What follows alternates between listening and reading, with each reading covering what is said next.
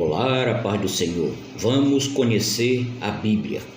Vamos estudar o livro do Êxodo. A leitura base para esse estudo está no livro do Êxodo, capítulo 1, dos versículos de 8 a 14. E levantou-se um novo rei sobre o Egito, que não conhecera a José, o qual disse ao seu povo: Eis que o povo dos filhos de Israel é muito e mais poderoso do que nós. Eia, usemos de sabedoria para com eles, para que não se multipliquem e aconteça que, vindo guerra, eles também se ajuntem com os nossos inimigos e pelejem contra nós e subam da terra. E puseram sobre eles maiorais de tributos, para os afligirem com suas cargas, porque edificaram a Faraó cidades, armazéns, Pitom e Ramassés. Mas quanto mais os afligiam, tanto mais se multiplicavam, e tanto mais cresciam, de maneira que se enfadavam por causa dos filhos de Israel. E os egípcios faziam servir os filhos de Israel com dureza, assim que lhes fizeram amargar a vida com dura servidão, em barro e em tijolos, e com todo o trabalho no campo, com todo o seu serviço, em que os obrigavam com dureza. O livro do Êxodo é o segundo livro do Antigo Testamento, e seu tema principal é a história de Israel após a morte de José, narrada no último capítulo do livro de Gênesis, passando pela libertação dos hebreus do Egito até a construção do tabernáculo. A palavra Êxodos deriva da palavra grego Exodus e significa saída ou partida. O livro recebeu esse nome na Septuaginta, que é a tradução grega do Antigo Testamento. O título original em hebraico era apenas o início da primeira frase do livro. Estes, pois, são os nomes dos filhos de. A palavra Êxodo serviu perfeitamente ao tema principal do livro, já que na primeira metade do livro é descrito a saída dos hebreus do Egito e na segunda metade descreve a formação das leis, instituições e o modelo de adoração em Israel.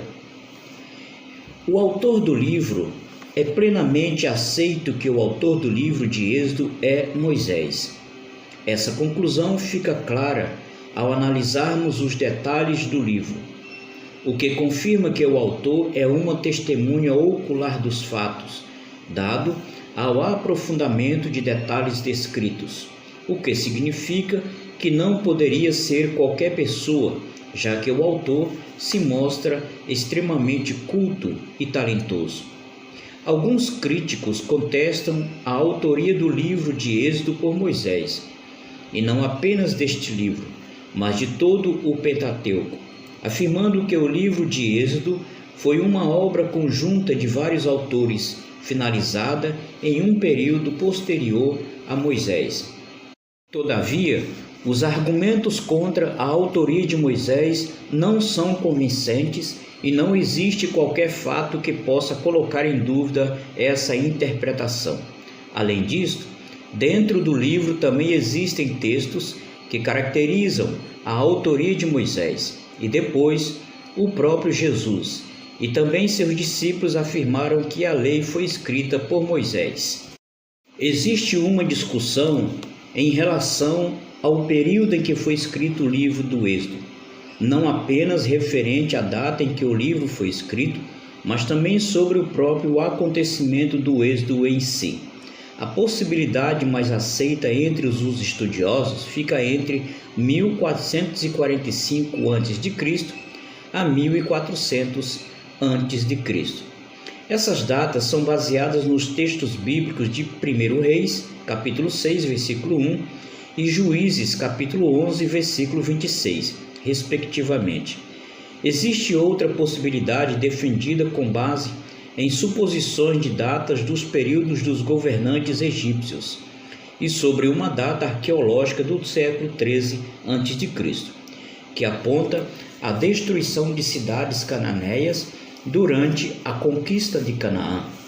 Porém, A única importância desta discussão é servir de esclarecimento cronológico histórico. Qual é o propósito do livro de Êxodo? O livro do Êxodo é uma continuação natural do livro de Gênesis, ou seja, sem o conteúdo de Gênesis, fica bem difícil compreender os acontecimentos do livro do Êxodo. O propósito principal do livro é um registro de um dos acontecimentos mais importantes da história, a libertação do povo de Israel do Egito por intermédio dos atos redentores de Deus. O livro do Êxodo mostra Deus como líder do povo de Israel e seu servo Moisés servindo como intermediário para tais acontecimentos. Para o povo de Israel, essa revelação escrita do concerto de Deus para com eles é de suma importância, pois relata o interesse pessoal de Deus para com aquele povo.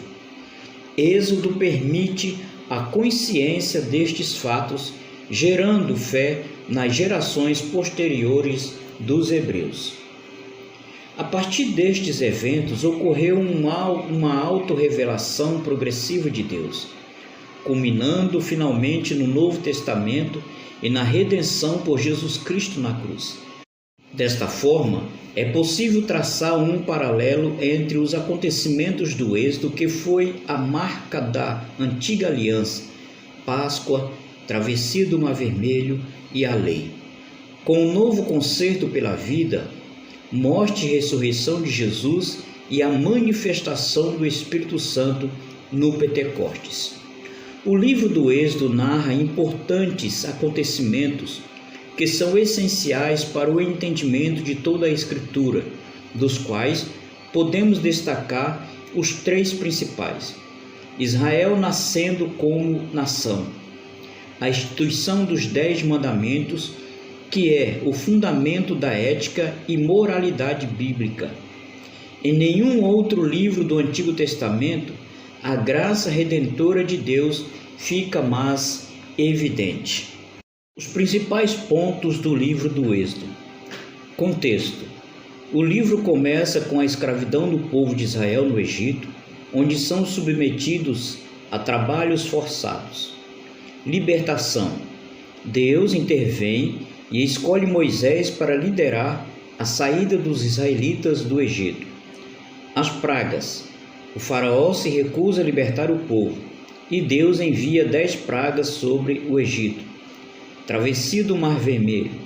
O Mar Vermelho se abre para permitir a passagem dos israelitas enquanto o exército egípcio é destruído. Aliança no Sinai. No deserto, Deus faz uma aliança com Israel no Monte Sinai, entregando os 10 mandamentos e outras leis. Construção do tabernáculo. O livro termina com a construção do tabernáculo, um lugar de adoração e morada de Deus entre o povo.